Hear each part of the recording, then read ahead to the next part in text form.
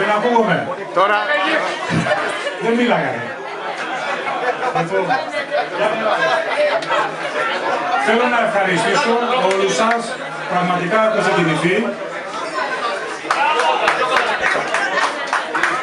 Τα πολλά λόγια είναι φτώχεια.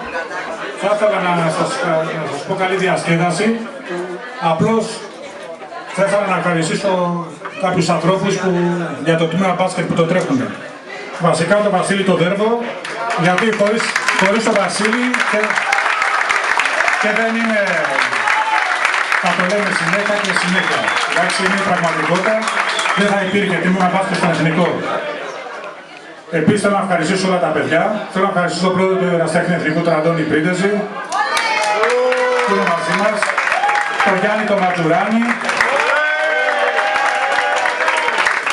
τους παίκτες μας, τους φιλάθλους μας,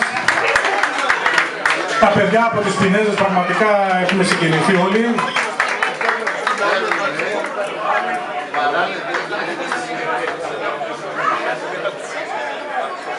Απλώς θέλω να δώσω λίγο το... είναι και ο Λάζαρος εδώ πέρα, ο Καλογερογιάννης. Λοιπόν, θέλω να δώσω λίγο το μικρόφωνο στο Γιάννη.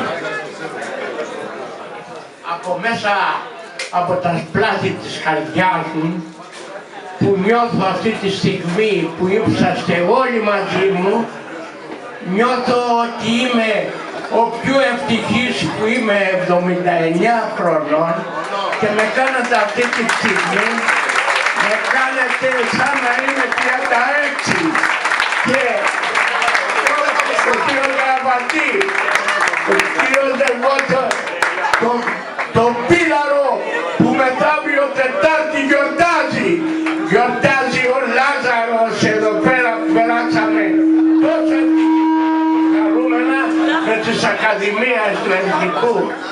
Θέλω να ευχαριστήσω όλους εσάς που με κάνατε αυτοκράτορα, με κάνετε